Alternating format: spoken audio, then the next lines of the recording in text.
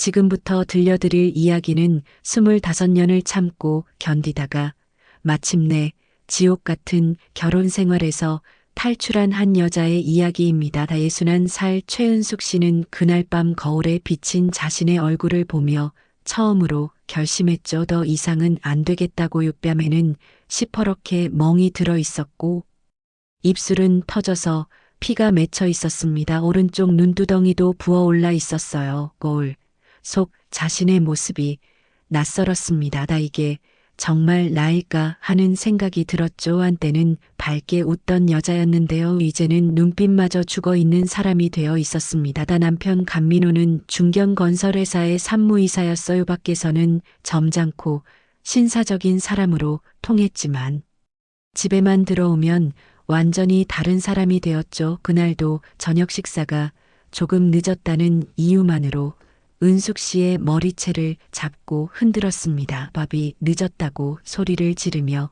식탁을 뒤엎었어요. 반찬 그릇들이 바닥에 떨어져 깨졌고요. 국물이 사방으로 튀었습니다. 은숙 씨가 황급히 닦으려고 하자 민호 씨는 은숙 씨를 밀쳤어요. 은숙 씨는 넘어지면서 턱을 바닥에 부딪혔습니다. 입술이 터지면서 피가 나기 시작했죠. 민호 씨는 그런 은숙 씨를 내려다보며 차갑게 말했습니다. 당신이 제대로 안 해서 그런 거 아니냐고요. 은숙 씨는 바닥에 쓰러진 채 생각했어요. 이 남자와의 결혼 생활이 얼마나 지옥 같았는지를 처음에는 사랑했을까요? 아니, 적어도 믿었었죠. 이 사람과 함께라면 행복할 수 있을 거라고요. 하지만 그건 착각이었습니다. 결혼 일주일 만에 알게 되었죠. 이 사람은 자신을 사랑하는 게 아니라 지배하고 싶어 한다는 거려. 하지만 오늘 밤 은숙 씨는 달랐습니다. 가슴속에서 뜨겁게 타오르는 무언가가 있었거든요. 분노였을까요? 아니면 절망이었을까요? 아마도 둘 다였을 겁니다. 그리고 그 감정들이 모여서 하나의 단단한 결심이 되었죠. 은숙 씨는 떨리는 손으로 핸드폰을 집어들었습니다. 그리고 25년 만에 처음으로 자기 자신을 위한 선택을 하기로 마음먹었죠. 화장실로 들어가서 문을 잠그고요. 천천히 거울 앞에 섰습니다. 핸드폰 카메라를 켜서 자신의 얼굴을 찍기 시작했어요. 여러 각도에서 멍든 얼굴을 찍었습니다. 증거를 남기는 거였죠. 사진을 찍으면서 은숙 씨는 이상하게도 침착해졌어요. 이제 끝이구나 하는 생각이 들었습니다. 더 이상 참지 않겠다는 결심이 섰죠. 하지만 은숙 씨의 복수는 그저 법정에서 이혼하는 것만으로 끝나지 않았습니다. 아니, 오히려 그때부터 진짜 복수가 시작되었다고 해야 할까요? 은숙 씨는 그 누구도 예상하지 못한 방법으로 민호 씨에게 가장 치명적인 한 방을 날렸거든요. 바로 자수성가였습니다. 60이 넘은 나이에 맨손으로 시작해서 남편이 평생 이루지 못한 성공을 거머쥔 거죠. 민호 씨가 가장 중요하게 여기던 게 뭐였나요? 돈이었고 지위였고 성공이었습니다. 그렇다면 은숙 씨는 그 모든 걸 이뤄내면 되는 거였어요. 그것도 민호 씨보다 훨씬 더 크게 말이죠. 이것은 한 여자가 지옥에서 벗어나 다시 태어나는 이야기입니다. 그리고 자신을 짓밟았던 남자 앞에서 당당히 성공한 모습을 보여주는 통쾌한 복수의 이야기이기도 하죠. 61살의 나이는 끝이 아니었습니다. 오히려 새로운 시작이었어요. 은숙 씨가 강민호와 결혼한 건 36살 때였습니다. 당시 은숙 씨는 작은 회계법인에서 격리 일을 하고 있었고 민호 씨는 이제 막 과장으로 승진한 유망한 건설회사 직원이었죠. 맞선에서 처음 만났을 때 민호 씨는 정말 괜찮은 사람처럼 보였어요. 키도 크고 외모도 준수했습니다. 말도 부드럽게 했고 은숙 씨를 배려하는 것처럼 행동했거든요. 식사를 할 때도 메뉴를 먼저 물어봤고요. 은숙 씨가 추우면 자기 재킷을 벗어서 덮어주기도 했죠. 결혼 전까지는 말이죠. 4번의 만남 끝에 민호 씨가 청혼을 했습니다. 은숙 씨는 고민했어요. 아직 잘 알지도 못하는 사람인데 결혼을 해도 될까 하고요. 하지만 나이가 36이었습니다. 주변에서는 늦었다고 빨리 결혼하라고 재촉했어요. 부모님도 민호 씨가 괜찮아 보인다며 결혼을 권했죠. 은숙 씨는 결국 청혼을 받아들였습니다. 다 결혼 준비를 하는 동안에도 민호 씨는 상냥했어요. 외모를 고를 때도 은숙 씨 의견을 물었고요. 신혼집을 구할 때도 함께 다니며 의논했습니다. 은숙 씨는 생각했죠. 이 사람과 결혼하면 행복할 거라고요. 하지만 그건 착각이었습니다. 결혼하고 나서 딱 일주일 만에 은숙 씨는 깨달았습니다. 자신이 엄청난 실수를 했다는 거려. 신혼여행에서 돌아온 첫날 밤이었어요. 은숙 씨가 저녁 식사 준비가 조금 늦었다고 민호 씨가 갑자기 화를 내기 시작했거든요. 신혼여행에서 돌아왔으니까 피곤할 텐데요. 은숙 씨가 잠깐 쉬다가 저녁을 준비했던 겁니다. 그런데 민호 씨는 이해하지 못했어요. 여자가 밥도 제때 못 차리면 어떡하냐며 소리를 질렀죠. 결혼했으면 아내 역할을 제대로 해야 하는 거 아니냐고 따졌습니다. 은숙 씨는 깜짝 놀라서 사과했습니다. 나 미안하다고 앞으로 조심하겠다고 말했죠. 하지만 민호 씨의 화는 쉽게 가라앉지 않았습니다. 계속 잔소리를 늘어놓았어요. 은숙 씨가 얼마나 무책임한 사람인지를 장황하게 설명했죠. 그날 밤 처음으로 은숙 씨는 남편의 주먹을 맞았어요. 말다툼 끝에 민호 씨가 갑자기 손을 들었습니다. 뺨을 한 대 맞은 순간 은숙 씨는 귀가 멍멍했습니다. 충격이었죠. 그보다 더 큰 충격은 민호 씨의 반응이었어요. 때린 직후에도 민호 씨는 미안해하지 않았습니다. 오히려 은숙 씨를 노려보며 말했죠. 내가 화나게 해서 그런 거라고요. 은숙 씨 잘못이라고 말하는 거예요. 은숙 씨는 뺨을 감싸 쥔 채 멍하니 서 있었습니다. 이게 꿈인가 싶었어요. 방금 결혼한 남편이 자신을 때렸다는 게 믿기지 않았죠. 하지만 더 큰 충격은 그 다음 날 아침이었어요. 민호 씨는 아무 일도 없었다는 듯이 출근 준비를 하더니 은숙 씨에게 이렇게 말했습니다. 어제 일은 내가 잘못해서 그런 거니까 앞으로 조심하라고요. 마치 은숙 씨가 혼나서 당연한 일을 당한 것처럼 말하는 거예요. 출근하면서는 저녁 메뉴까지 지정하고 나갔습니다. 칼국수를 먹고 싶다고 했죠. 은숙 씨는 그날 하루 종일 울었습니다. 나 이혼해야 하나 고민했어요. 하지만 결혼한 지 일주일 만에 이혼한다는 게 창피했습니다. 부모님께 뭐라고 말씀드릴까요? 친구들은 뭐라고 할까요? 은숙 씨는 결국 참기로 했어요. 한 번만 그랬을 거라고 스스로를 위로했죠. 하지만 그건 시작에 불과했습니다. 그날부터 은숙 씨의 지옥 같은 결혼 생활이 시작되었습니다. 민호 씨는 점점 더 폭력적으로 변해갔어요. 처음에는 한 달에 한 번 정도였던 폭력이 일주일에 한 번으로 늘어났습니다. 그러다가 일주일에 두세 번이 되었죠. 이유는 너무나 사소했어요. 밥이 조금만 맛없어도 뺨을 때렸습니다. 국이 짜다고 뺨을 때리고 반찬이 싱겁다고 또 때렸어요. 집안 청소가 완벽하지 않으면 머리채를 잡고 흔들었습니다. 먼지가 조금만 있어도 화를 냈죠. 심지어 TV 리모컨이 제자리에 없다는 이유로 발로 차기도 했어요. 은숙 씨는 매번 다짐했습니다. 다음에는 꼭 제대로 해야지 하고요. 더 깨끗이 청소하고 더 맛있게 요리하려고 노력했습니다. 하지만 민호 씨의 기준은 매번 달랐어요. 어제는 괜찮았던 게 오늘은 문제가 되었고요. 오늘 칭찬했던 게 내일은 또 트집 잡을 거리가 되었습니다. 은숙 씨는 점점 자신감을 잃어갔어요. 나는 정말 못난 사람이구나 하고 생각하게 되었죠. 뭘 해도 잘 안 되는 사람이라고 자책했습니다. 친구들도 하나둘 멀어졌습니다. 얼굴에 멍자국을 숨기느라 만나기가 힘들었거든요. 화장으로 가리기도 했지만 완전히 숨기기는 어려웠어요. 친구들이 물어보면 넘어졌다고 거짓말했습니다. 문에 부딪혔다고 변명했죠. 처음에는 친구들도 믿는 척 해주었습니다. 하지만 멍이 너무 자주 생기니까 의심하기 시작했어요. 한 친구가 조심스럽게 물었습니다. 혹시 남편한테 맞는 거 아니냐고요.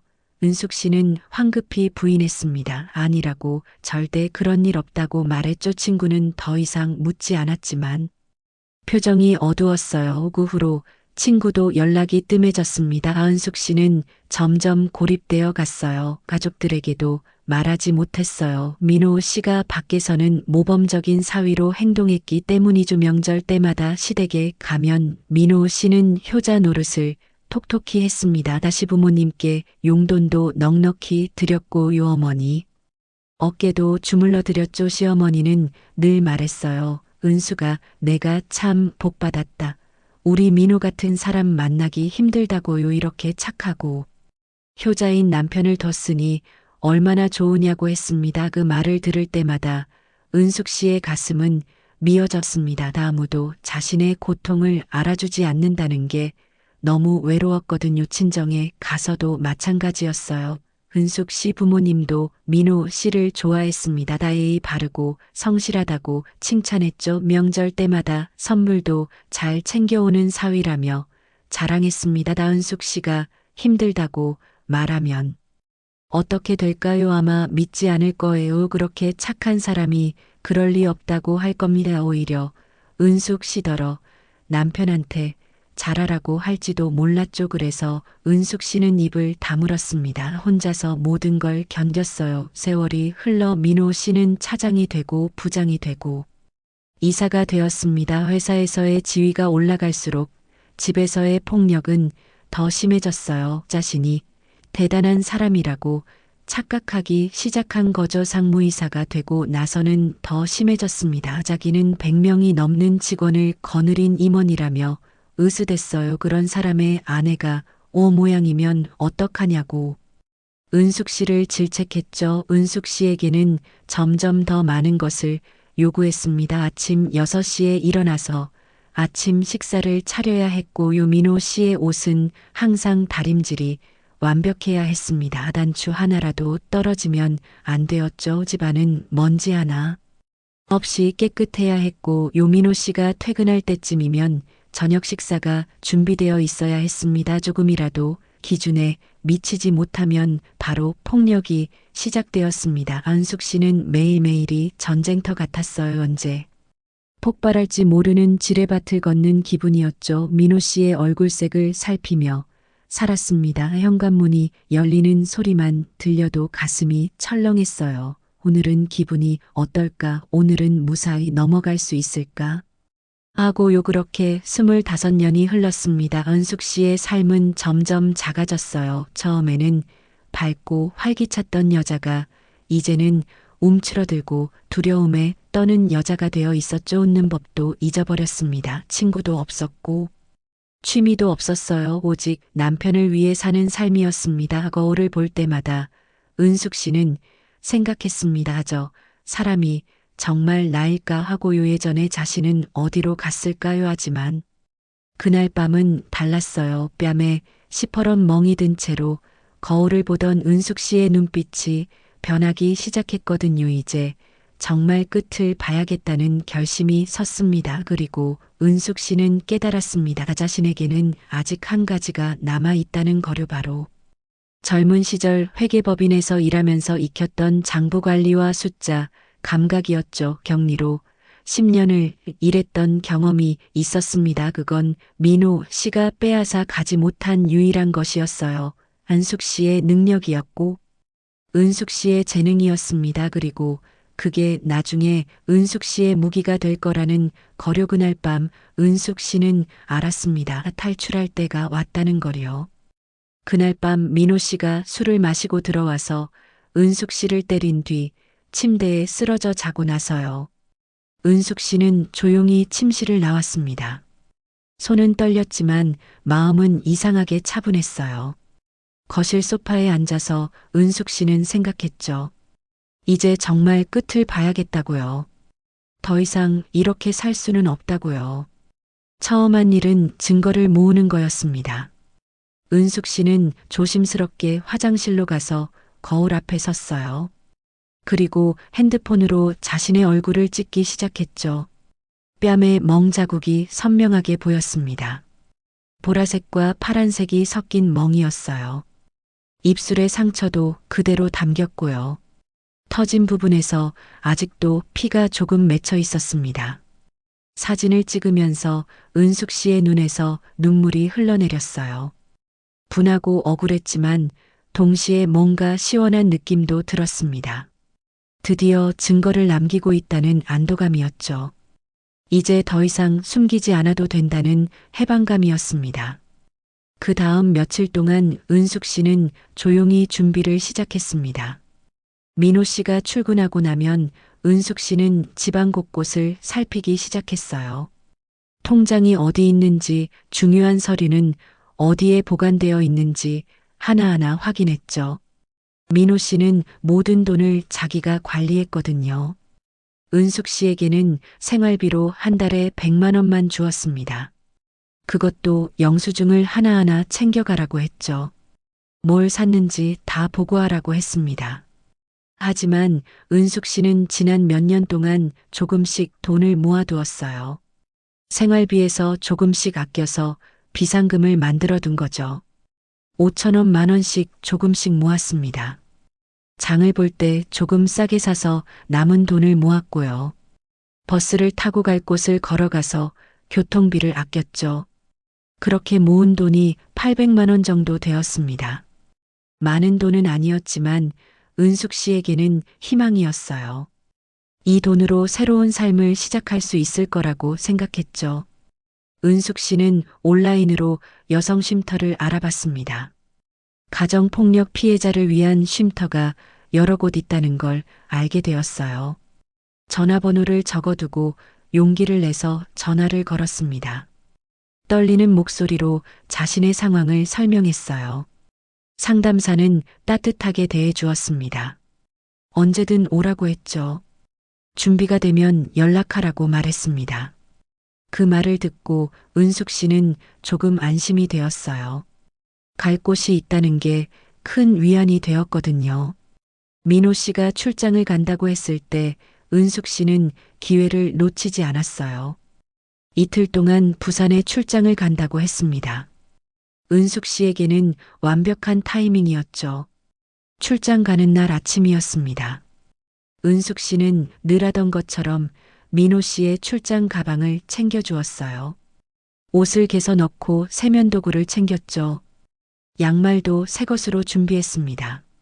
민호 씨는 그런 은숙 씨를 당연하다는 듯 바라보며 현관문을 나섰습니다.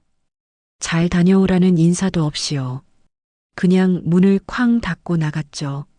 문이 닫히는 소리를 들으며 은숙 씨는 깊게 숨을 들이마셨습니다. 드디어 때가 왔구나 하고 생각했죠. 은숙 씨는 바로 움직이기 시작했어요. 먼저 미리 준비해둔 캐리어를 꺼냈습니다. 옷장 깊숙한 곳에 숨겨뒀던 가방이었어요. 옷가지와 필요한 물건들을 챙겨 넣었죠. 많이 가져갈 수는 없었어요. 캐리어 하나에 들어갈 만큼만 챙겼습니다. 옷 몇 벌과 속옷 양말 정도였어요. 세면도구도 챙기고 약도 넣었습니다. 나중에 필요한 건 다시 가져올 수 있을 테니까요. 가장 중요한 건 서류들이었습니다. 주민등록 등본과 가족관계 증명서를 미리 떼어놨어요. 통장도 챙겼죠. 비상금이 들어있는 통장이었습니다. 그리고 지난 며칠 동안 찍어둔 상처 사진들이 저장된 핸드폰도 꼭 쥐었어요. 녹음 파일도 있었습니다. 민호 씨가 고함을 지르고 욕을 하는 소리를 녹음해 뒀거든요.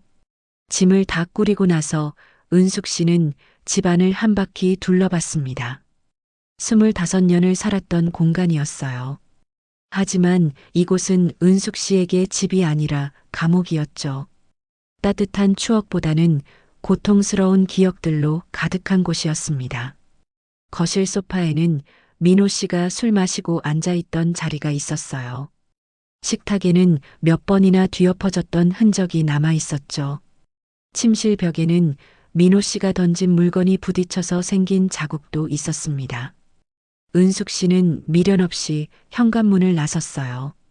문을 닫는 순간 가슴이 두근거렸습니다. 무섭기도 했지만 동시에 짜릿한 느낌도 들었어요. 자유를 향해 나아가는 첫걸음이었거든요. 엘리베이터를 타고 내려가면서 은숙 씨는 계속 뒤를 돌아봤습니다. 혹시 민호 씨가 갑자기 나타나는 건 아닐까 하고요. 하지만 아무 일도 일어나지 않았습니다. 은숙 씨는 택시를 타고 미리 약속했던 쉼터로 향했습니다. 차 안에서 은숙 씨는 계속 뒤를 돌아봤어요. 혹시 민호 씨가 쫓아오는 건 아닐까 하는 두려움 때문이었죠. 하지만 아무도 따라오지 않았습니다. 택시 기사가 물었어요. 어디 여행 가시나요? 하고요. 은숙 씨는 잠시 망설이다가 대답했습니다. 네, 새로운 곳으로 가요라고요. 기사는 좋겠다며 웃었습니다. 쉼터에 도착했을 때 사회복지사 선생님이 반갑게 맞아주었어요. 따뜻한 미소로 은숙 씨를 안심시켜 주었죠. 여기는 안전한 곳이라고 걱정하지 말라고 말해 주었습니다. 위치도 비밀로 유지되는 곳이라고 했어요. 가족이라도 함부로 알려주지 않는다고 했죠. 은숙 씨는 그제야 조금 안심이 되었습니다. 복지사 선생님이 은숙 씨를 방으로 안내했어요. 방은 작았지만 깨끗했습니다. 침대와 책상 옷장이 있었죠. 창문으로는 햇빛이 들어왔어요. 은숙 씨는 짐을 풀면서 실감이 났습니다. 정말로 나왔구나 하고요. 이제 자유구나 하는 생각이 들었죠. 그날 저녁 은숙 씨는 다른 입소자들과 함께 저녁을 먹었습니다. 모두 비슷한 처지의 여성들이었어요. 나이도 처지도 달랐지만 모두 같은 고통을 겪은 사람들이었죠. 30대 젊은 여성도 있었고 50대 아줌마도 있었습니다. 식사를 하면서 조금씩 이야기를 나눴습니다.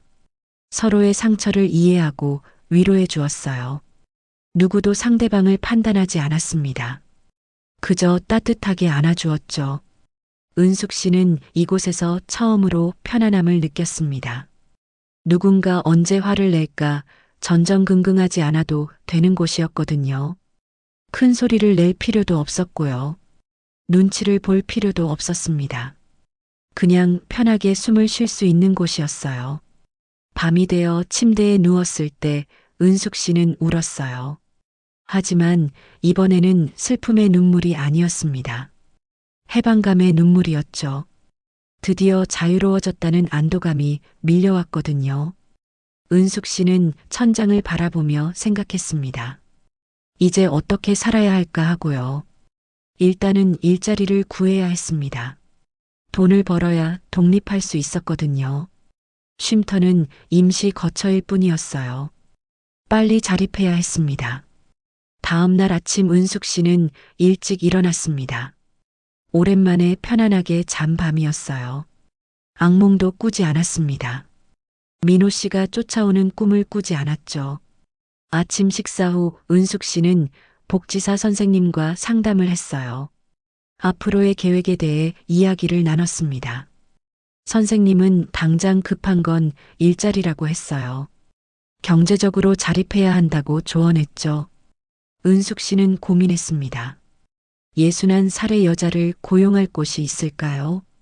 경력도 오래전에 끊겼고요. 할 수 있는 게 많지 않았습니다. 하지만 포기할 수는 없었어요. 은숙 씨는 구인 광고를 찾아보기 시작했습니다. 신문도 보고 인터넷도 검색했어요. 편의점 아르바이트, 식당, 설거지, 청소일 등등을 알아봤습니다. 하지만 대부분 나이 제한이 있었어요. 50대까지만 받는다고 했죠. 은숙 씨는 낙담했지만 계속 찾았습니다. 한 달이 지나도록 일자리를 구하지 못했습니다. 면접을 보러 가도 나이가 많다고 거절당했어요. 어떤 곳에서는 대놓고 말했습니다. 할머니는 너무 늙었다고요. 은숙 씨는 상처를 받았지만 참았습니다. 비상금은 점점 줄어들고 있었어요. 쉼터에서 지낼 수 있는 기간도 한정되어 있었습니다. 은숙 씨는 초조해졌지만 포기하지 않았습니다. 그러던 어느 날 은숙 씨는 전통시장을 지나가다가 반찬 가게를 보았어요. 작은 가게였는데 간판이 낡아 보였습니다. 하지만 손님들이 줄을 서서 기다리고 있었어요.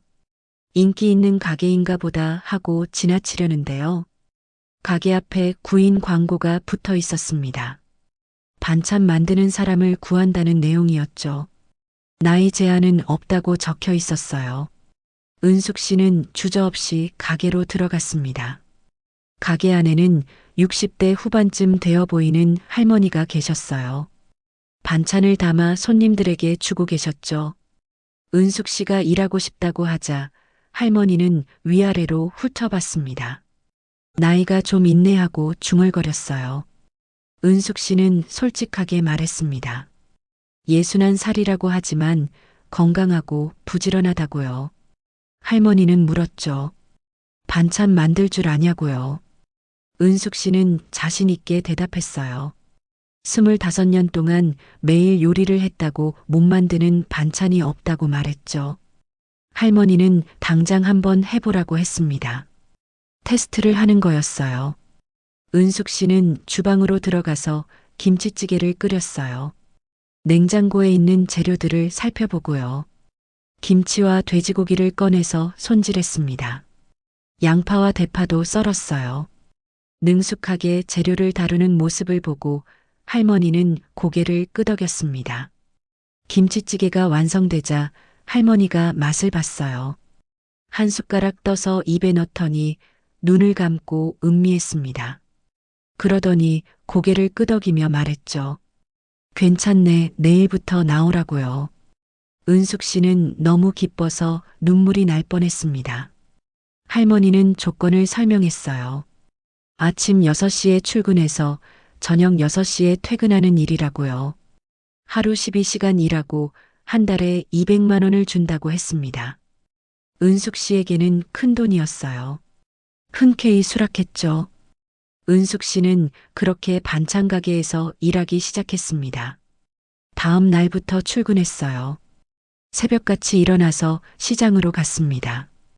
할머니는 무뚝뚝했지만 일은 확실하게 가르쳐 주었어요. 어떤 재료를 사야 하는지, 어떻게 손질하는지 자세히 알려줬죠. 은숙 씨는 열심히 배웠습니다. 힘들었지만 은숙 씨는 불평하지 않았어요. 오히려 일하는 게 행복했습니다. 자신의 힘으로 돈을 버는 게 뿌듯했거든요. 할머니는 처음에는 무뚝뚝했지만 점점 은숙 씨를 인정하기 시작했어요. 은숙 씨가 만든 반찬들이 잘 팔렸거든요. 특히 은숙 씨가 만든 깍두기와 장조림이 인기였습니다. 손님들이 찾아와서 그 반찬들을 사가곤 했죠. 은숙 씨는 정성을 다해 반찬을 만들었습니다.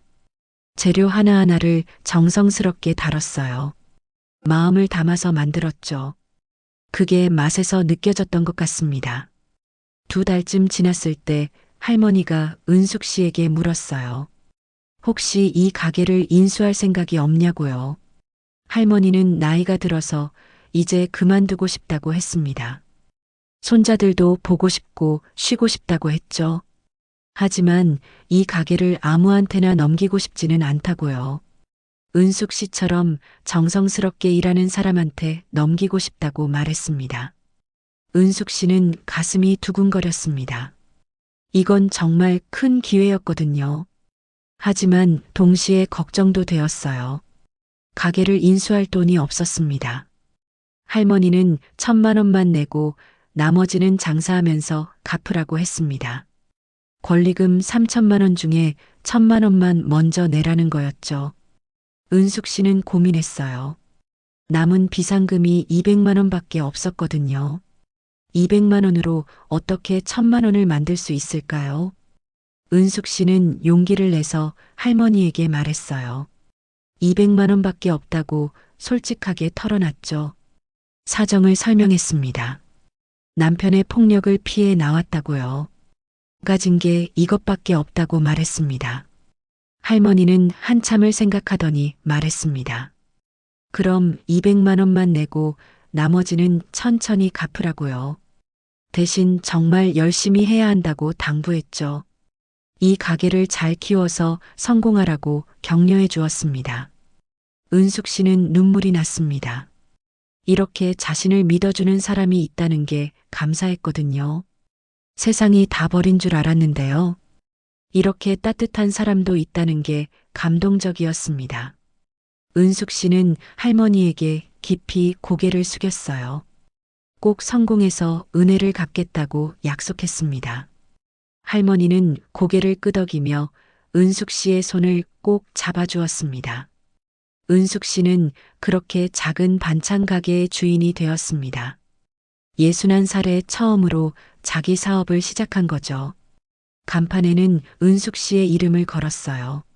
최은숙 반찬이라고요. 새로운 시작이었습니다. 가게를 인수하고 나서 은숙 씨의 진짜 도전이 시작되었습니다. 매일 새벽 4시에 일어나서 장을 봤어요. 시장이 열리기도 전에 나가서 가장 싱싱한 재료들을 골라서 샀죠. 채소는 직접 손으로 만져보고 골랐습니다. 신선한지 확인하는 거였어요. 생선도 눈을 보고 골랐죠. 고기는 색깔과 결을 보고 샀습니다. 좋은 재료로 만들어야 맛있는 반찬이 나온다는 걸 알았거든요. 그리고 아침 6시부터 반찬을 만들기 시작했습니다. 김치를 담그고 나물을 무치고 조림을 만들었어요. 하나하나 정성을 다했습니다. 처음에는 정말 힘들었어요. 몸은 늘 피곤했고 손은 거칠어졌습니다. 칼질을 하다 보니 손에 굳은 살이 생겼어요. 뜨거운 기름에 데이기도 했죠. 허리도 아팠습니다. 하루 종일 서서 일하다 보니 다리도 퉁퉁 부었어요. 하지만 은숙 씨는 불평하지 않았어요. 이게 자신의 선택이었고 자신의 미래였으니까요. 오히려 일하는 게 행복했습니다. 은숙 씨는 반찬을 만들 때 절대 타협하지 않았어요. 재료를 아끼지 않았고 간도 딱 맞게 했습니다. 조금 덜 짜거나 조금 더 짜면 안 되었어요. 딱 적당해야 했죠. 특히 은숙 씨만의 비법이 있었습니다. 바로 정성이었어요. 반찬 하나하나에 마음을 담아서 만들었거든요. 김치를 담글 때도 하나하나 배추를 씻으며 기도했습니다. 이 김치를 드시는 분들이 건강하고 행복하시길 바란다고요. 장조림을 만들 때도 마찬가지였어요. 고기를 삶으면서 정성을 담았습니다. 먹는 사람들이 힘을 얻으시길 바라는 마음이었죠. 손님들이 그걸 알아봤어요. 은숙 씨 가게 반찬을 먹어본 사람들은 다시 찾아왔습니다. 맛이 다르다고 집에서 만든 것 같다고 말했죠. 어떤 할머니는 말했어요. 옛날에 우리 엄마가 해주시던 맛이 난다고요. 그 말을 들을 때 은숙 씨는 뿌듯했습니다. 입소문이 나기 시작했어요. 처음에는 하루에 10만 원 정도 팔리던 게 한 달 만에 20만 원으로 늘었습니다. 단골 손님들이 생기기 시작했어요. 매일 같은 시간에 찾아와서 반찬을 사가는 분들이 생겼죠. 석 달이 지나자 30만 원씩 팔리기 시작했어요. 은숙 씨는 벌어들인 돈을 아껴 썼습니다. 자신에게 쓰는 돈은 최소한으로 줄이고요. 쉼터에서 나와 작은 원룸을 얻었지만 정말 검소하게 살았습니다. 외식은 절대 하지 않았어요. 집에서 가게에서 남은 재료로 끼니를 해결했죠. 옷도 새로 사지 않았습니다. 있는 걸로 입었어요. 벌어들인 돈의 대부분을 할머니에게 빚을 갚는 데 썼습니다. 한 달에 500만 원씩 갚아 나갔어요. 그리고 조금씩 재료 구입에 투자했습니다. 더 좋은 재료를 쓰면 더 맛있는 반찬을 만들 수 있었거든요. 반년쯤 지났을 때 은숙 씨는 할머니에게 빚을 다 갚았어요. 할머니는 기특하다며 은숙 씨의 손을 꼭 잡아줬습니다. 이렇게 빨리 갚을 줄 몰랐다고요. 정말 열심히 했다고 칭찬해 주었죠. 잘 될 거라고 응원해 주었습니다. 할머니는 은숙 씨에게 조언도 해줬어요. 이제는 가게를 좀 더 키워보라고요. 반찬만 파는 게 아니라 식당에 납품도 해보라고 했죠. 그 무렵 은숙 씨에게 전화가 하나 걸려왔어요. 단골 손님 중 한 명이었습니다. 그 손님은 작은 한식당을 운영하고 있었는데요.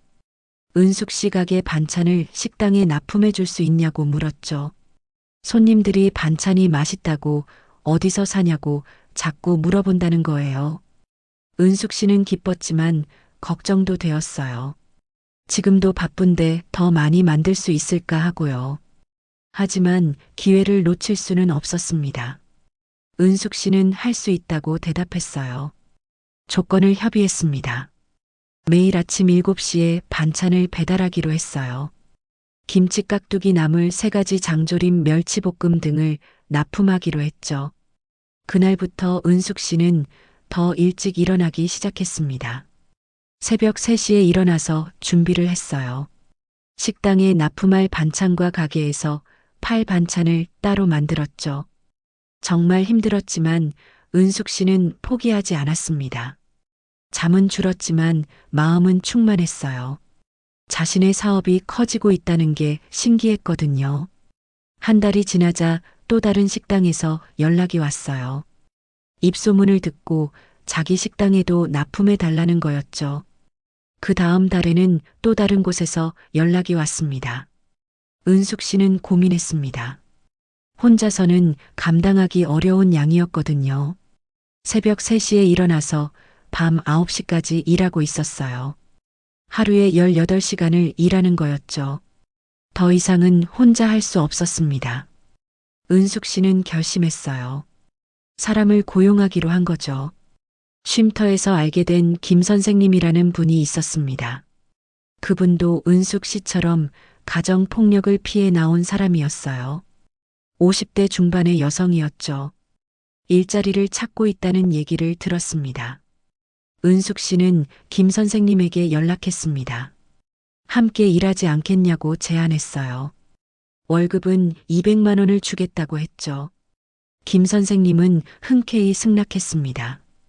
은숙 씨한테 배우고 싶다고 했어요. 두 사람은 팀이 되어 열심히 일했어요. 김 선생님도 요리 솜씨가 좋았습니다. 은숙 씨가 레시피를 알려주면 금방 배워서 똑같이 만들었죠. 일손이 늘어나니까 훨씬 수월해졌어요. 은숙 씨는 전체적인 관리를 하고요. 김 선생님은 실제 조리를 도왔습니다. 납품하는 식당이 점점 늘어났습니다. 3군데가 되고 5군데가 되었어요. 6달 만에 10군데가 되었죠. 가게 매출도 계속 올라갔습니다. 1년이 지났을 때 은숙 씨의 월 매출은 2천만 원을 넘어섰어요. 순수익도 800만 원 정도 되었습니다. 은숙 씨는 믿기지 않았어요. 1년 전만 해도 쉼터에서 지내고 있었는데요. 이제는 한 달에 800만 원을 버는 사업가가 된 거죠. 은숙 씨는 깨달았습니다. 이제 더 큰 곳으로 이사해야 한다는 걸요. 지금 가게로는 생산량을 늘리는데 한계가 있었거든요. 주방이 너무 좁았어요. 냉장고도 부족했습니다. 은숙 씨는 조금 더 큰 가게를 알아보기 시작했어요. 마침 시장 안에 더 넓은 가게가 나왔습니다. 20평 정도 되는 공간이었어요. 보증금이 3천만 원이었죠. 은숙 씨는 1년 동안 모은 돈을 털어서 가게를 옮겼습니다. 새 가게는 주방도 넓고 냉장고도 더 컸어요. 작업대도 여러 개 놓을 수 있었습니다. 은숙 씨는 여기서 한 명을 더 고용했습니다. 역시 쉼터에서 알게 된 박 언니였어요. 40대 후반의 여성이었죠. 3사람이 함께 일하니까 생산량이 훨씬 늘었습니다. 새벽 4시에 출근해서 저녁 6시까지 일했어요. 교대로 쉬면서 일했죠. 1년 반쯤 되었을 때 은숙 씨는 새로운 도전을 시작했어요. 온라인 판매를 시작한 거죠. 요즘은 인터넷으로 반찬을 주문하는 사람들이 많다는 얘기를 들었거든요. 은숙 씨는 컴퓨터를 배우기 시작했습니다. 동네 도서관에서 무료로 컴퓨터 강좌를 한다는 걸 알고 등록했어요. 62살에 처음 컴퓨터를 배우는 거였죠. 어렵고 힘들었습니다. 마우스 쓰는 것도 서툴렀어요. 키보드 자판도 익숙하지 않았죠. 하지만 은숙 씨는 포기하지 않았습니다. 젊은 사람들 틈에 끼어서 열심히 배웠어요. 수업이 끝나고도 혼자 남아서 연습했습니다. 석 달 동안 열심히 배워서 인터넷 쇼핑몰을 만들었어요. 간단한 홈페이지였지만 은숙 씨에게는 큰 성취였습니다. 메뉴를 올리고 가격을 적었어요. 주문하는 방법도 설명했죠. 배송 안내도 자세히 적었습니다. 처음에는 주문이 거의 없었습니다. 하루에 한두 건 들어오면 다행이었죠. 하지만 은숙 씨는 꾸준히 했어요. 주문이 들어오면 정성껏 포장해서 보냈습니다. 반찬을 깨끗한 용기에 담았어요. 하나하나 꼼꼼하게 밀봉했죠. 보냉 박스에 넣어서 신선하게 배송했습니다. 손편지도 함께 넣어서요. 주문해 주셔서 감사하다는 내용이었어요. 정성껏 만들었으니 맛있게 드시라는 말도 적었죠. 고객들이 리뷰를 남기기 시작했습니다. 맛있다는 후기가 하나둘 올라왔어요. 정성이 느껴진다고, 꼭 집에서 만든 것 같다고 칭찬했죠. 반찬 하나하나가 다 맛있다고 했습니다. 특히 깍두기와 장조림을 칭찬하는 사람들이 많았어요. 리뷰가 쌓이면서 주문이 늘어나기 시작했습니다. 하루에 5건이 되고 10건이 되었어요. 한 달에 20건이 되더니 30건이 되었죠. 2년째 되던 해 은숙 씨의 가게 월 매출은 5천만 원을 넘어섰습니다. 시장 반찬 가게치고는 엄청난 성공이었죠. 은숙 씨는 직원을 5명으로 늘렸어요. 모두 어려운 처지에 있던 여성들이었습니다. 가정폭력 피해자도 있었고요. 이혼한 싱글맘도 있었습니다.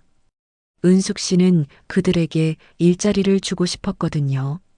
자신이 받았던 도움을 나눠주고 싶었던 거죠. 은숙 씨는 직원들을 가족처럼 대했어요. 월급도 다른 곳보다 많이 주었습니다. 복지도 신경 썼죠. 명절 보너스도 챙겨주었고요. 생일에는 케이크를 사서 축하해 주었습니다. 직원들은 은숙 씨를 따랐어요. 열심히 일했습니다. 은숙 씨의 마음을 알았거든요. 이렇게 은숙 씨의 사업은 조금씩 커져갔습니다. 3년째가 되던 해 은숙 씨에게 큰 기회가 찾아왔습니다. 대형마트 바이어가 은숙 씨 가게를 찾아온 거예요. 온라인에서 은숙 씨 가게 반찬이 유명하다는 얘기를 듣고 왔다고 했죠. 바이어는 40대 중반쯤 되어 보이는 남자였어요. 정장을 입고 명함을 내밀었습니다. 대형마트 식품 담당 바이어였어요. 바이어는 은숙 씨가 만든 반찬을 맛보고 싶다고 했습니다. 은숙 씨는 가게에서 파는 반찬들을 내왔어요. 김치, 깍두기, 장조림, 멸치볶음, 시금치나물 등등을 준비했죠. 바이어는 하나하나 맛을 보더니 눈을 반짝였습니다. 정말 맛있다고 감탄했어요. 집에서 만든 것 같은 맛이라고 칭찬했죠. 요즘 이런 맛 내기 힘든데 어떻게 만드는 거냐고 물었습니다. 은숙 씨는 비법을 알려줬어요. 좋은 재료를 쓰고 정성을 다하는 거라고요. 바이어는 고개를 끄덕이며 제안했습니다. 대형마트에 입점시키고 싶다고요. 전국 50개 매장에 납품하는 조건이었습니다. 은숙 씨는 가슴이 두근거렸습니다. 이건 정말 큰 기회였거든요. 하지만 동시에 걱정도 되었어요. 지금 시설로는 그만큼 많은 양을 만들 수 없었거든요. 시장 가게로는 한계가 있었습니다. 은숙 씨는 바이어에게 솔직하게 말했습니다. 시설을 확충할 시간이 필요하다고요.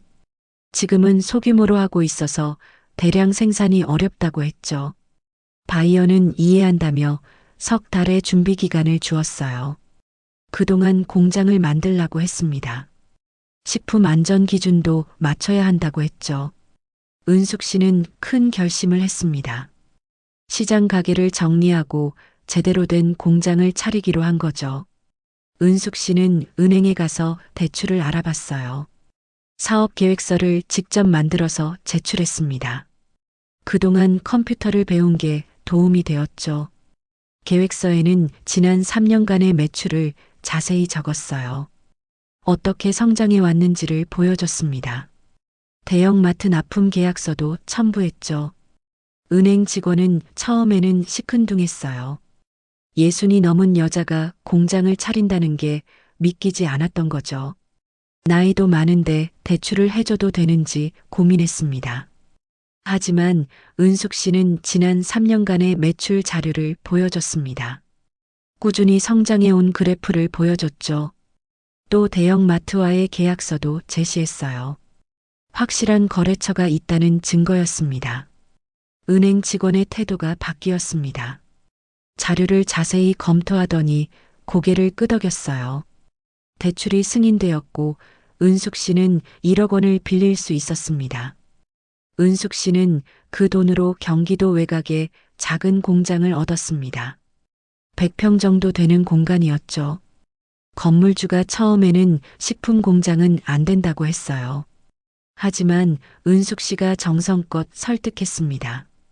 깨끗하게 쓰겠다고 약속했어요. 건물주는 은숙 씨의 진심을 알아보고 허락했습니다. 그리고 식품 제조에 필요한 위생시설을 갖췄어요. 보건소에 신고하고 식품 제조업 허가를 받았습니다. 위생 기준에 맞게 시설을 만들었어요. 바닥은 물 청소가 가능하도록 타일을 깔았습니다. 벽도 위생 타일로 마감했어요. 천장에는 방충망을 설치했죠. 손 씻는 곳도 따로 만들었습니다. 작업복과 위생모도 준비했어요. 냉장 시설도 대폭 확충했습니다. 대형 냉장고 5대를 들여놨어요. 냉동고도 3대 샀죠. 조리기구들도 새로 구입했습니다. 대형 가스레인지와 작업대를 여러 개 설치했어요. 포장 기계도 샀습니다. 정부 지원 사업도 알아봤습니다. 여성 기업 지원금을 받을 수 있다는 걸 알고 신청했죠. 서류를 준비해서 제출했어요. 사업 계획서와 함께 은숙 씨의 이야기도 적었습니다. 가정 폭력을 피해 나와서 여기까지 왔다고요. 심사를 거쳐서 3천만 원의 지원금을 받았습니다. 은숙 씨는 너무 감사했어요. 정부에서 자신 같은 사람을 도와준다는 게 감동적이었죠. 그 돈으로 설비를 더 갖추었습니다. 포장재도 대량으로 구입했어요. 3달 동안 은숙 씨는 정신없이 일했습니다. 공장 설비를 갖추고 직원을 교육하고 생산 시스템을 만들었죠. 함께 일하던 직원들도 모두 공장으로 옮겨왔어요. 시장 가게는 아쉽지만 정리했습니다. 은숙 씨는 그들을 관리자로 승진시켰습니다. 김 선생님은 생산팀장이 되었고요. 박 언니는 품질관리팀장이 되었죠. 그들도 정말 열심히 했어요. 은숙 씨와 함께 꿈을 이루고 있었거든요. 그리고 새로운 직원을 20명 뽑았습니다. 대부분 중년 여성들이었어요. 일자리가 필요한 사람들이었죠. 은숙 씨는 면접을 보면서 각자의 사정을 들었습니다. 이혼하고 아이를 키우는 싱글맘도 있었고요. 가정폭력을 피해 나온 여성도 있었습니다. 은숙 씨는 그들의 마음을 이해했어요. 자신도 그랬으니까요. 은숙 씨는 채용 기준을 능력보다 진심으로 삼았습니다. 정말 일하고 싶어 하는 사람을 뽑았어요. 그리고 직접 교육했습니다. 반찬 만드는 법을 하나하나 가르쳤어요. 위생 관리의 중요성도 강조했죠. 드디어 대형마트 납품이 시작되었어요. 첫날은 정말 긴장되었습니다. 새벽부터 출근해서 반찬을 만들었어요. 혹시 분량이 나가지는 않을까, 맛이 변하지는 않을까 걱정했죠. 하지만 은숙 씨의 걱정은 기우였어요. 대형마트에서 은숙 씨 제품이 불티나게 팔렸습니다. 특히 깍두기와 장조림이 인기였어요. 정성푸드라는 브랜드명으로 나간 제품들이 입소문을 탔습니다. 첫 달 매출이 2억 원이 넘었습니다. 은숙 씨는 믿기지 않았어요. 불과 3년 전만 해도 원룸에서 하루하루를 걱정하며 살았는데요. 이제는 공장을 운영하고 20명의 직원을 거느리게 된 거죠. 월 매출이 2억 원이라니요. 은숙 씨는 꿈을 꾸는 것 같았습니다. 하지만 은숙 씨는 자만하지 않았습니다. 더 열심히 해야 한다고 다짐했어요. 은숙 씨는 제품 개발에도 신경을 썼습니다. 새로운 반찬 메뉴를 계속 연구했어요. 전통 반찬만이 아니라 젊은 세대가 좋아할 만한 퓨전 반찬도 만들었죠. 전통 방식에 현대적 감각을 더한 제품들이었습니다. 예를 들어 깍두기에 치즈를 곁들인 제품을 만들었어요. 젊은 사람들이 좋아하는 매콤한 맛도 개발했죠. 저염 제품도 만들었습니다. 건강을 생각하는 소비자들을 위한 거였어요. 반응이 좋았어요. 젊은 직장인들이 특히 좋아했습니다. 바쁜 아침에 간편하게 먹을 수 있다며 찾아주었죠. 1인 가구들도 애용했어요. 소포장 제품을 만들어서 혼자 사는 사람들도 부담 없이 살 수 있게 했거든요. 은숙 씨의 회사는 계속 성장했습니다. 납품처가 대형마트 50개에서 100개로 늘어났어요. 편의점에도 입점하게 되었죠. 편의점 도시락에 들어가는 반찬도 납품하기 시작했습니다. 4년째 되던 해 매출이 50억 원을 넘어섰습니다. 은숙 씨는 회사를 법인으로 전환했어요. 개인 사업자로는 한계가 있었거든요. 법인으로 만들면 더 큰 투자를 받을 수 있었습니다. 회사 이름은 정성푸드 주식회사로 지었습니다. 정성을 다해 만든다는 의미였죠. 은숙 씨는 대표이사가 되었습니다. 65살에 대표이사가 된 거예요. 명함을 받아들고 은숙 씨는 눈물이 날 뻔했습니다. 정성푸드 대표이사 최은숙이라고 적힌 명함이요. 한때는 남편에게 맞으며 살던 여자였는데요. 이제는 대표이사가 된 겁니다. 그 무렵 은숙 씨는 언론의 주목을 받기 시작했습니다. 60이 넘어서 창업해서 성공한 사례라며 취재 요청이 들어왔어요. 경제신문에서 먼저 연락이 왔습니다. 은숙 씨의 이야기를 기사로 쓰고 싶다고 했죠. 은숙 씨는 처음에는 거절하려고 했습니다. 부끄러웠거든요. 자신의 과거를 세상에 알리는 게 망설여졌어요. 하지만 생각을 바꿨어요. 자신의 이야기가 다른 사람들에게 희망이 될 수 있다면 좋겠다고요. 은숙 씨는 인터뷰에 응했습니다. 자신의 이야기를 솔직하게 털어놨어요. 25년 동안 가정폭력에 시달렸던 일도 말했습니다. 61살에 맨손으로 탈출해서 여기까지 왔다고 했죠. 인터뷰 기사가 나가자 반응이 폭발적이었습니다. 많은 사람들이 감동했어요. 특히 비슷한 처지의 여성들이 용기를 얻었다고 연락해 왔죠. 은숙 씨의 회사 제품 판매량도 급증했습니다. 사람들이 은숙 씨를 응원하는 마음으로 제품을 사준 거예요. 대형마트에서 정성푸드 제품이 품절되는 일도 생겼습니다. 은숙 씨는 그 사랑에 보답하고 싶었습니다. 더 좋은 제품을 만들기 위해 노력했어요. 품질 관리를 더욱 철저히 했습니다. 고객 상담실도 만들었어요. 고객들의 의견을 듣고 싶었거든요. 불만 사항이 있으면 즉시 개선했습니다. 5년째 되던 해 은숙 씨의 회사는 업계에서 인정받는 기업이 되어 있었습니다. 5년째 되던 해 은숙 씨의 회사는 업계에서 인정받는 기업이 되어 있었습니다. 매출은 100억 원을 넘어섰고요. 직원은 50명으로 늘어났죠. 공장도 더 넓은 곳으로 이전했습니다. 200평 규모의 공장이었어요. 은숙 씨는 이제 지역사회에서도 유명 인사가 되었어요. 중소기업인 상도 받았고요. 여성기업인 대회에서 특별상도 받았습니다. 지역 신문에도 여러 번 소개되었죠. 그런 어느 날 은숙 씨는 업계 모임에 초대를 받았어요. 식품업계 관계자들이 모이는 자리였습니다. 상공회의소에서 주최하는 행사였어요. 은숙 씨는 정장을 차려입고 행사장에 갔죠. 네이비색 정장에 진주 목걸이를 했습니다. 머리도 단정하게 올렸어요. 행사장에 들어서자 많은 사람들이 은숙 씨에게 인사를 했습니다. 언론을 통해 은숙 씨를 알고 있었던 거예요. 존경한다며 악수를 청하는 사람들도 많았죠. 정성푸드 대표님 아니세요? 하며 다가오는 사람들이 있었습니다. 은숙 씨는 뿌듯했습니다. 자신이 이렇게 인정받을 수 있다는 게 신기했거든요. 행사가 진행되는 동안 은숙 씨는 여러 사람들과 명함을 주고받았어요. 대형 유통사 관계자도 있었고요. 식품 제조사 대표들도 많았습니다. 그들과 이야기를 나누면서 은숙 씨는 많은 걸 배웠어요. 사업에 대한 조언도 들었죠. 그러다가 한 사람이 은숙 씨에게 다가왔습니다. 은숙 씨는 그 사람을 보자마자 얼어붙었어요. 바로 민호 씨였습니다.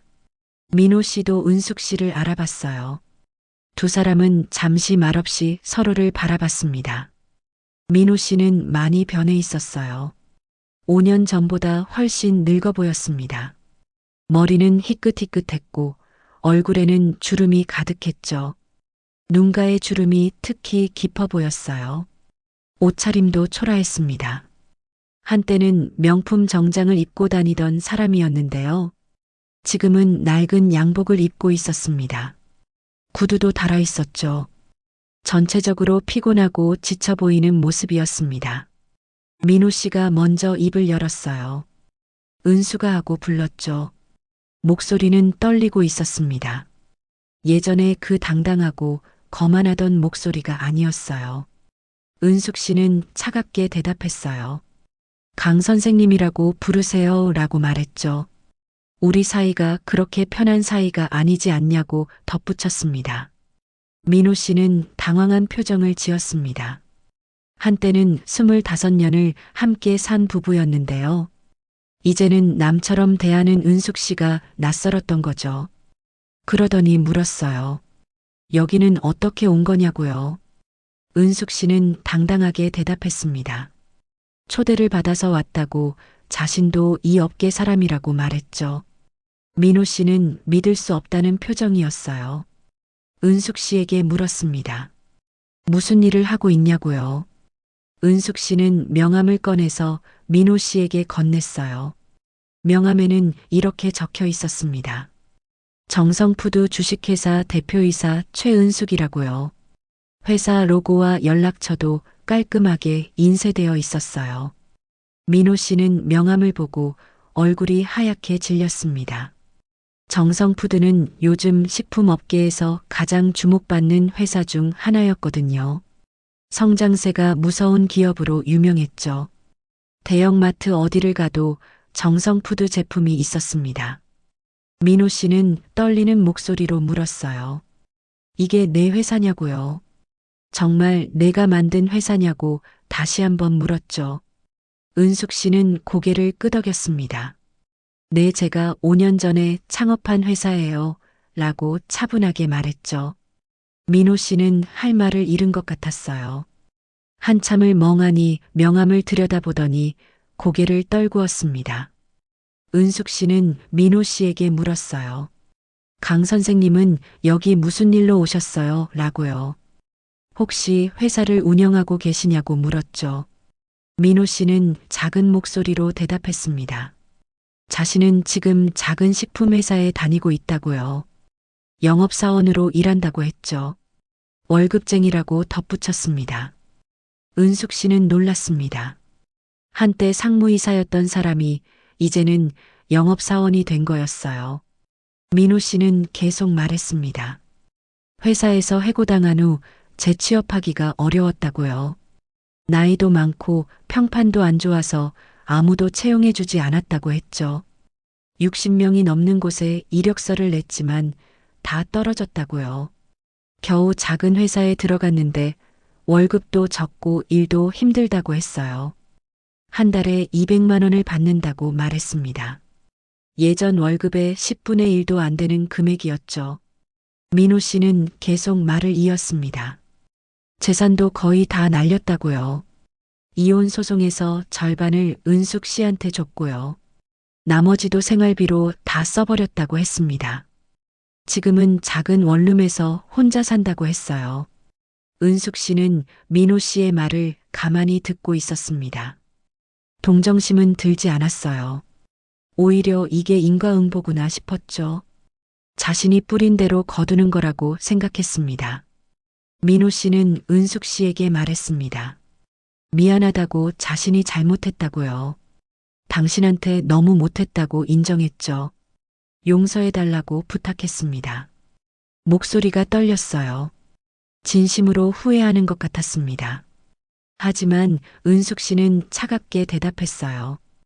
강 선생님, 용서는 제가 줄 수 있는 게 아니에요 라고 했죠. 강 선생님이 스스로 용서받을 만한 사람이 되어야 하는 거예요 라고 덧붙였습니다. 과거를 후회한다고 해서 모든 게 용서되는 건 아니라고 말했죠. 그리고 은숙 씨는 말을 이었습니다. 저는 이제 과거에 연연하지 않아요 라고 했어요. 이제 인생을 살아가는데 바쁘거든요. 라고 덧붙였습니다. 민호 씨는 고개를 들어 은숙 씨를 바라봤어요. 은숙 씨는 완전히 달라져 있었습니다. 다 예전에 그 움츠러들고 두려워하던 모습은 어디에도 없었어요. 지금의 은숙 씨는 자신감 넘치고 당당했습니다. 눈빛도 달랐어요. 예전에는 늘 불안하고 두려운 눈빛이었는데요. 이제는 평온하고 강인한 눈빛이었죠. 그리고 은숙 씨는 돌아섰어요. 민호 씨를 뒤로 하고 다른 사람들에게로 걸어갔죠. 뒤도 돌아보지 않았습니다. 민호 씨는 그 자리에 멍하니 서 있었습니다. 은숙 씨의 뒷모습을 바라보며 무언가 깨달은 것 같았어요. 자신이 얼마나 큰 사람을 잃었는지를, 요 자신이 얼마나 어리석었는지를. 여행사가 끝나고 집으로 돌아오는 길에 은숙 씨는 생각했습니다. 민호 씨를 다시 만난 기분이 어떤지를. 요화가 났을까요? 아니면 슬펐을까요? 사실 은숙 씨는 아무 감정도 느끼지 못했어요. 그냥 남처럼 느껴졌죠. 한때는 25년을 함께 산 사람이었는데요. 이제는 아무 의미도 없는 타인이 되어 있었습니다. 그저 과거의 한 페이지일 뿐이었어요. 이미 넘어간 페이지였죠. 하지만 한 가지는 확실했어요. 은숙 씨는 민호 씨 없이도 훨씬 더 행복하고 성공적인 삶을 살고 있다는 거였죠. 아니, 오히려 민호 씨가 없었기 때문에 이렇게 성공할 수 있었던 거였습니다. 만약 민호 씨와 계속 살았다면 어땠을까요? 아마 지금도 집에서 눈치만 보며 살고 있었을 거예요. 요 자신의 능력을 발휘할 기회도 없었을 겁니다. 그렇게 생각하니 오히려 감사한 마음마저 들었습니다. 민호 씨가 자신을 놓아준 덕분에 자유로워진 거니까요. 은숙 씨는 차창 밖을 바라보며 미소 지었습니다.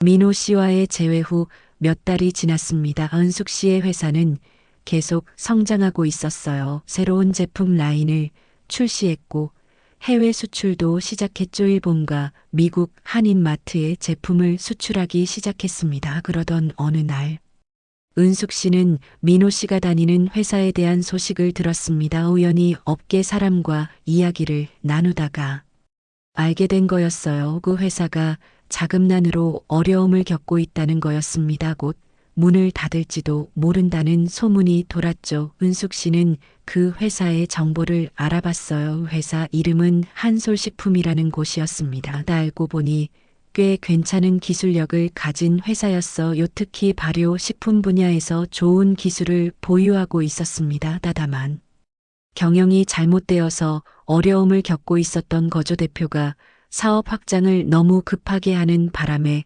빚이 많아졌다고 했어요. 은숙 씨는 깊이 생각했습니다. 이 회사를 인수하면 정성푸드의 기술력을 높일 수 있을 것 같았어요. 발효 기술을 활용하면 더 다양한 제품을 만들 수 있었죠. 그리고 무엇보다 이건 기회였습니다. 민호 씨에게 진짜 복수를 완성할 수 있는 기회였어요. 은숙 씨는 결정을 내렸습니다. 그 회사를 인수하기로 한 거예요. 주변에서는 반대했습니다. 김 선생님이 물었어요. 왜 적자? 나는 회사를 사느냐고. 요 리스크가 너무 크다고 걱정했죠. 박 언니도 말렸습니다. 지금 우리 회사도 잘 되고 있는데 굳이 위험을 감수할 필요가 있냐고요. 하지만 은숙 씨는 자신의 판단을 믿었어요. 이 회사의 기술력을 보면 충분히 살릴 수 있다고 생각했습니다. 그리고 솔직히 말하면 민호 씨를 보고 싶었던 것도 있었어요. 유민호 씨가 어떻게 변했는지 궁금했거든요. 인수 절차가 진행되었습니다. 나은숙 씨의 회사 정성푸드가 한솔식품을 인수한다는 소식이 알려졌어요. 업계에서는 깜짝 놀랐습니다. 정성푸드가 그렇게 큰 결정을 내렸다니.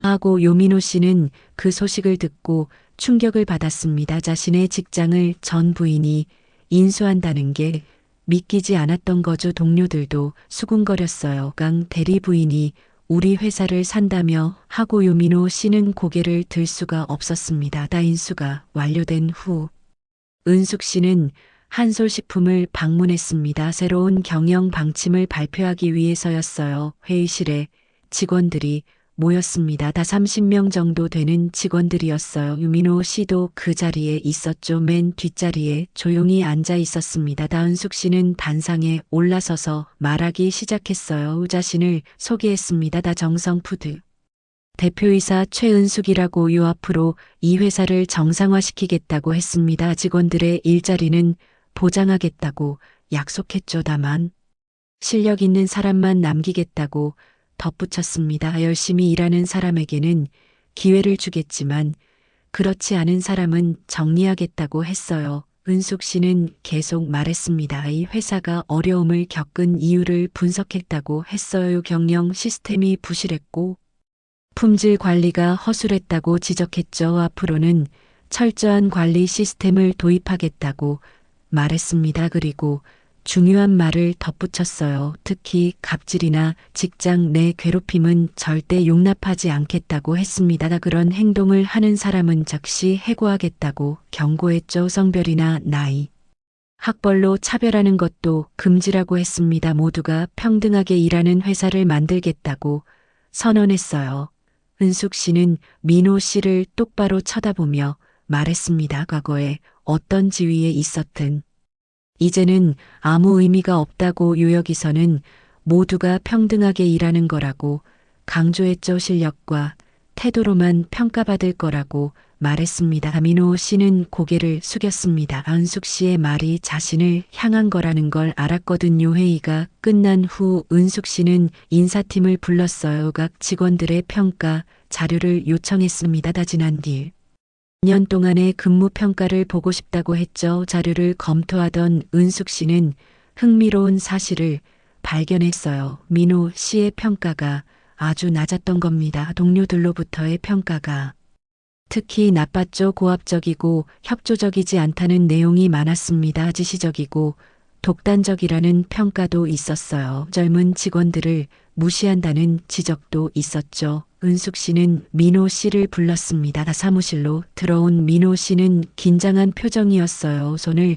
꼭 쥐고 있었습니다. 은숙 씨는 평가 자료를 민호 씨 앞에 놓으며 물었습니다. 이 평가에 대해 어떻게 생각하냐고. 요민호 씨는 변명을 늘어놓기 시작했어요. 자기는 열심히 일했다고 동료들이 자기를 이해하지 못하는 거라고 했죠. 자기는 경험이 많은데 젊은 직원들이 말을 안 들어서 답답하다고 했습니다. 은숙 씨는 고개를 저었습니다. 그렇게 남 탓만 하면 발전이 없다고 말했어요. 문제는 언제나 자신에게서 찾아야 한다고 조언했죠. 민호 씨가 정말 변하고 싶다면 자신의 잘못을 인정하는 것부터 시작해야 한다고 했습니다. 은숙 씨는 민호 씨에게 선택권을 줬습니다. 나도 가지 길이 있다고 했어요. 하나는 지금 회사를 그만두고 나가는 것이고요. 다른 하나는 이 회사에 남아서 정말로 열심히 일하는 거라고 했죠. 만약 남기로 한다면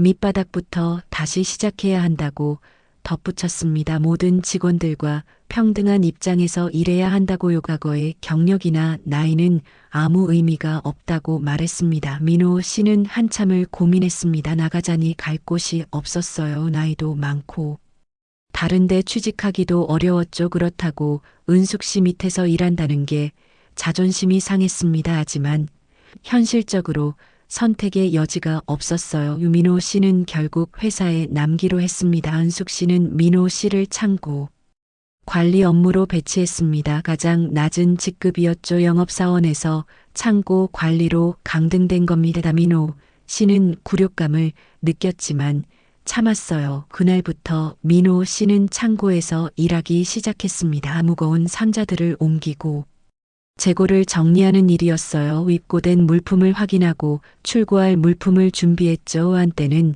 상무이사였던 사람이 이제는 육체 노동을 하게 된 거죠. 처음에는 정말 힘들었습니다. 몸도 힘들었고 자존심도 상했어요. 동료들의 시선도 부담스러웠습니다. 다들 민호 씨가 대표의 전 남편이라는 걸 알고 있었거든요. 점심시간에는 혼자 밥을 먹었습니다. 동료들과 어울리기가 민망했어요. 하지만 민호 씨는 포기하지 않았습니다. 다 일은 성실하게 했어요. 불평하지 않고 묵묵히 일했죠. 점점 일에 익숙해졌고 요령도 생겼습니다. 몇 달이 지나자 민호 씨의 태도가 변하기 시작했어요. 전보다 겸손해졌고 동료들에게도 친절해졌습니다. 다 점심시간에 동료들과 함께 밥을 먹기 시작했어요. 먼저 말을 걸고 웃으며 대화했죠. 젊은 직원들에게도 존댓말을 쓰기 시작했습니다. 다 무거운 짐을 들 때 도움을 청하는 법도 배웠어요.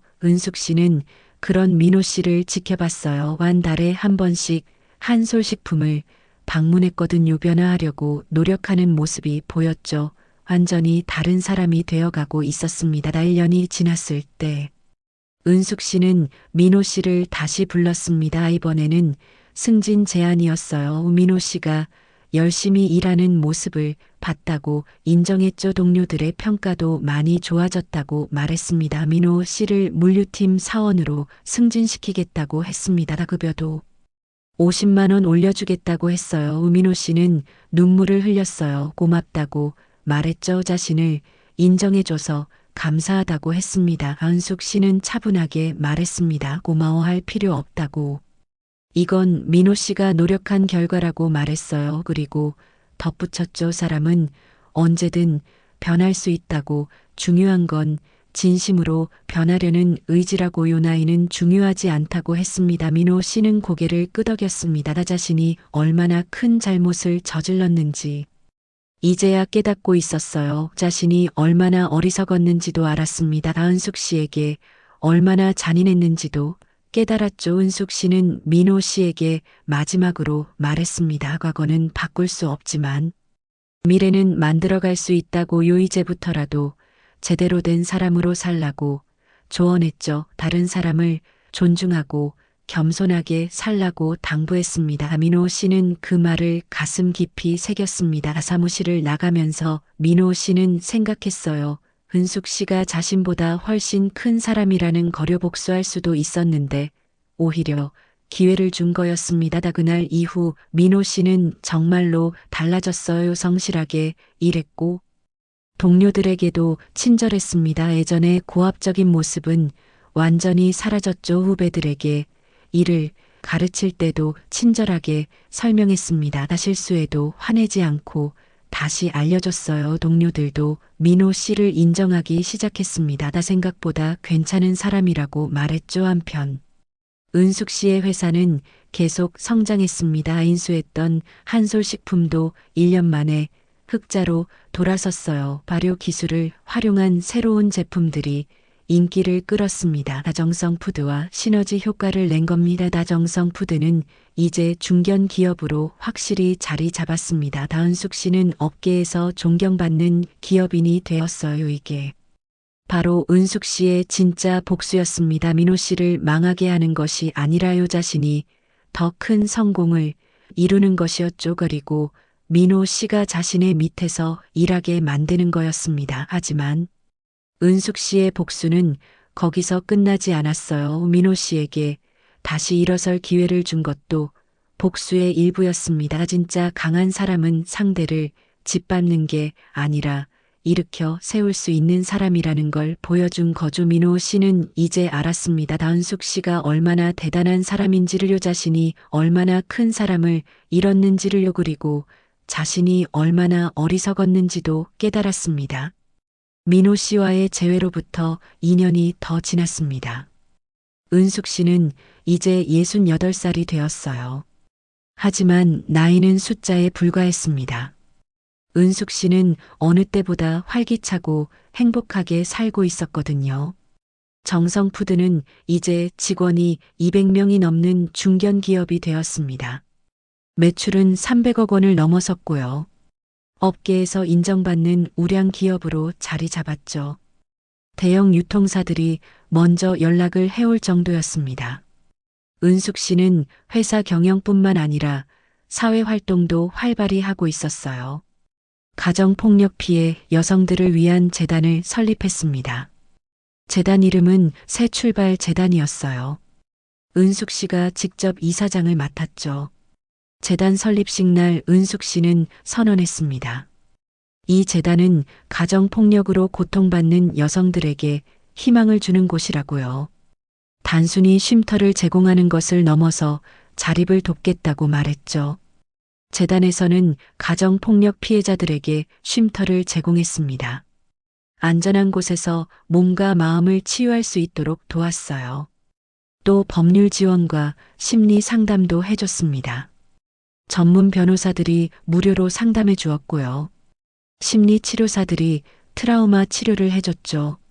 무엇보다 중요한 건 일자리 지원이었습니다. 은숙 씨의 회사에서 피해 여성들을 우선적으로 채용했거든요. 일할 능력이 있으면 나이나 경력에 관계없이 뽑았습니다. 지난 7년 동안 은숙 씨는 100명이 넘는 여성들에게 일자리를 제공했습니다. 그들은 은숙 씨 덕분에 새로운 삶을 시작할 수 있었어요. 자신의 힘으로 돈을 벌고 독립할 수 있었죠. 처음 함께 일했던 김 선생님과 박 언니는 이제 임원이 되어 있었습니다. 김 선생님은 생산 이사가 되었고요.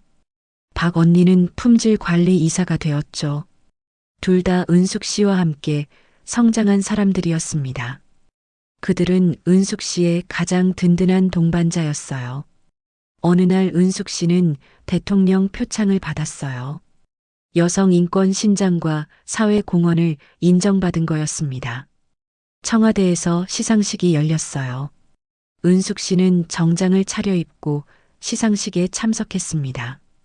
대통령이 직접 표창을 수여했어요. 악수를 하며 격려의 말을 해줬죠. 훌륭한 일을 하고 있다고 칭찬했습니다. 시상식장에는 많은 사람들이 참석했어요. 은숙 씨를 응원하는 사람들이었죠. 김 선생님과 박 언니도 왔고요. 재단에서 도움을 받은 여성들도 많이 왔습니다. 은숙 씨가 단상에 올라서서 소감을 말했습니다. 떨리는 목소리로 말을 시작했어요. 이 상은 제 것이 아니라고 했습니다. 저와 함께 어려움을 이겨낸 모든 여성들의 것이라고 말했죠. 그리고 아직도 고통받고 있는 여성들에게 메시지를 전했습니다.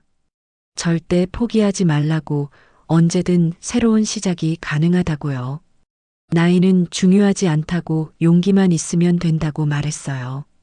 저도 61살에 시작했다고 했습니다. 지금은 68이지만 아직도 꿈을 꾸고 있다고 말했죠. 객석에서 많은 사람들이 박수를 보냈습니다. 우레와 같은 박수 소리가 울려 퍼졌어요. 눈물을 흘리는 사람들도 있었습니다. 시상식이 끝난 후 한 젊은 여성이 은숙 씨에게 다가왔습니다. 30대 초반쯤 되어 보이는 여성이었어요. 그 여성은 떨리는 목소리로 말했습니다. 자신도 지금 가정폭력으로 고통받고 있다고요. 하지만 은숙 씨의 이야기를 듣고 용기를 얻었다고 했죠. 이제 집을 나갈 준비를 하고 있다고 말했습니다. 은숙 씨는 그 여성의 손을 꼭 잡았어요. 연락처를 주며 언제든 연락하라고 했습니다. 도와주겠다고 약속했죠. 쉼터도 소개해주고 일자리도 알아봐주겠다고 했습니다. 그 여성은 눈물을 흘리며 고개를 숙여 인사했습니다. 그 모습을 보며 은숙 씨는 생각했어요. 자신이 겪었던 고통이 헛되지 않았구나 하고요. 그 고통이 있었기에 다른 사람들을 도울 수 있게 된 거였죠. 한편 민호 씨는 은숙 씨 회사에서 성실히 일하고 있었습니다. 이제는 물류팀 대리까지 올랐어요. 동료들과의 관계도 좋았고 평가도 괜찮았죠. 예전에 그 오만한 모습은 완전히 사라졌습니다. 민호 씨는 출퇴근할 때마다 생각했어요. 자신이 얼마나 운이 좋은지를요. 은숙 씨가 자신을 받아줬다는 게 감사했습니다. 어느 날 민호 씨가 은숙 씨를 찾아왔어요. 사무실 문을 조심스럽게 두드렸죠. 은숙 씨가 들어오라고 하자 민호 씨는 고개를 숙이며 들어왔습니다. 민호 씨는 은숙 씨에게 말했어요. 이제 그만 회사를 떠나려고 한다고요. 은숙 씨는 놀라서 물었습니다. 왜냐고요? 무슨 문제가 있냐고 물었죠. 민호 씨는 대답했습니다. 문제가 있는 게 아니라고요. 이제 자신이 할 일을 찾았다고 말했습니다. 가정폭력 가해자들을 위한 상담센터에서 일하기로 했다고 했죠. 자신처럼 문제가 있는 남자들이 변할 수 있도록 돕고 싶다고 했습니다. 자신이 겪은 일들을 나누면서 다른 사람들이 같은 실수를 하지 않도록 하고 싶다고요. 은숙 씨는 민호 씨를 바라봤어요. 진심이 느껴졌습니다. 민호 씨는 정말로 변한 것 같았어요. 은숙 씨는 고개를 끄덕이며 말했습니다. 좋은 선택이라고 응원하겠다고요. 민호 씨는 마지막으로 은숙 씨에게 말했어요. 정말 감사하다고 당신 덕분에 새로운 사람이 될 수 있었다고요. 당신이 주신 기회 덕분에 인생을 다시 시작할 수 있었다고 했습니다. 은숙 씨는 잔잔하게 미소 지으며 대답했습니다. 감사는 자기 자신에게 하라고요. 변한 건 민호 씨 자신이니까요. 제가 한 건 기회를 준 것뿐이라고 말했죠. 민호 씨는 깊게 고개를 숙여 인사했습니다. 그리고 사무실을 나갔어요. 은숙 씨는 창밖을 바라보며 생각했습니다. 복수가 끝났구나 하고요. 하지만 이건 단순한 복수가 아니었어요. 서로가 성장할 수 있는 기회였죠. 은숙 씨는 성공했고 민호 씨는 변했습니다. 둘 다 과거보다 나은 사람이 된 거였어요. 그날 저녁 은숙 씨는 회사 동료들과 함께 저녁 식사를 했습니다. 처음 함께 시작했던 김 선생님과 박 언니도 함께였어요. 재단에서 일하는 직원들도 왔죠. 그들은 지난 시간을 회상하며 이야기를 나눴습니다. 7년 전 시장 작은 가게에서 시작했던 일들을 떠올렸어요. 얼마나 힘들었는지 하지만 얼마나 행복했는지를 이야기했죠. 김 선생님이 은숙 씨에게 물었습니다. 다시 돌아간다면 같은 선택을 하겠냐고요. 은숙 씨는 단호하게 대답했어요. 100번이라도 같은 선택을 하겠다고요. 그 선택이 자신을 여기까지 오게 했다고 말했죠. 아니, 오히려 탈출하지 않았다면 어땠을까 하고 생각하면 끔찍하다고 했습니다. 지금의 행복을 모르고 살았을 거라고요. 박 언니가 말했어요. 은숙 씨 덕분에 자신들도 새로운 삶을 살게 됐다고요. 감사하다고 말했죠. 은숙 씨는 고개를 저으며 말했습니다. 아니라고, 우리가 함께 이뤄낸 거라고요. 그날 밤 집으로 돌아온 은숙 씨는 일기를 썼습니다. 61살의 새로운 인생이 시작되었다고요. 그로부터 7년 동안 정말 많은 일이 있었다고 적었죠. 작은 반찬 가게에서 시작해서 이제는 중견기업의 대표가 되었다고요. 이제 은숙 씨는 완전히 자유로웠습니다. 경제적으로도 자유로웠고 정신적으로도 자유로웠어요. 누구에게도 의지하지 않고 스스로 살아갈 수 있었죠. 더 중요한 건 마음의 평화였습니다.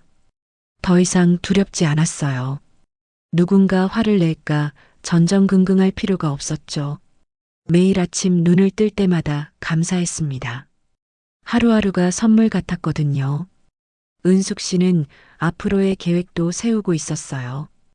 회사를 더 키워서 더 많은 사람들에게 일자리를 주고 싶었습니다. 특히 어려운 처지의 여성들에게 기회를 주고 싶었죠. 재단 활동도 확대하고 싶었어요. 전국의 쉼터를 더 만들고 싶었습니다. 또 은숙 씨는 자서전을 쓰기로 했어요. 자신의 이야기를 책으로 남기고 싶었습니다. 더 많은 사람들에게 희망을 전하고 싶었거든요. 출판사와 이미 계약을 마쳤습니다. 책 제목은 예순한 살의 새 출발로 정했어요. 70살까지는 회사 경영을 하고 그 이후에는 봉사활동에 전념하겠다는 계획도 있었어요. 평생 받은 사랑을 돌려주고 싶었습니다. 은숙 씨의 이야기는 여기서 끝이 아닙니다. 지금도 은숙 씨는 매일 새로운 꿈을 꾸고 있거든요. 한때는 지옥 같은 삶을 살았지만 이제는 천국 같은 삶을 살고 있습니다. 은숙 씨의 이야기가 우리에게 알려주는 것이 있어요. 진짜 복수는 상대를 망하게 하는 게 아니라는 거죠. 자신이 더 나은 사람이 되고 더 성공하는 것이 진짜 복수라는 겁니다. 그리고 아무리 어려운 상황에서도 포기하지 않으면 기적은 일어난다는 거죠. 나이는 중요하지 않습니다. 60이든 70이든 새로운 시작은 언제든 가능해요. 중요한 건 용기입니다. 첫걸음을 내딛는 용기만 있다면 누구나 은숙 씨처럼 될 수 있어요. 오늘도 은숙 씨는 회사로 출근합니다. 직원들에게 따뜻한 미소로 인사하고요. 열심히 일하는 모습을 보며 뿌듯해하죠. 새로운 제품 개발 회의에도 참석합니다. 점심시간에는 동료들과 함께 식사하며 웃고요. 오후에는 공장을 둘러보며 직원들을 격려합니다. 퇴근 후에는 재단 일을 보러 갑니다. 쉼터를 방문해서 입소자들을 만나요. 그들의 이야기를 들어주고 위로해 줍니다. 저녁에는 집에 돌아와서 책을 읽거나 자서전을 씁니다. 주말에는 봉사활동을 하거나 친구들을 만나죠. 평범하지만 행복한 일상입니다. 누구에게도 방해받지 않는 자신만의 삶이죠. 이것이 바로 최은숙 씨의 이야기입니다. 지옥에서 탈출해 자수성가로 성공한 한 여자의 통쾌한 복수 이야기였습니다. 그리고 진정한 행복을 찾은 이야기이기도 하죠.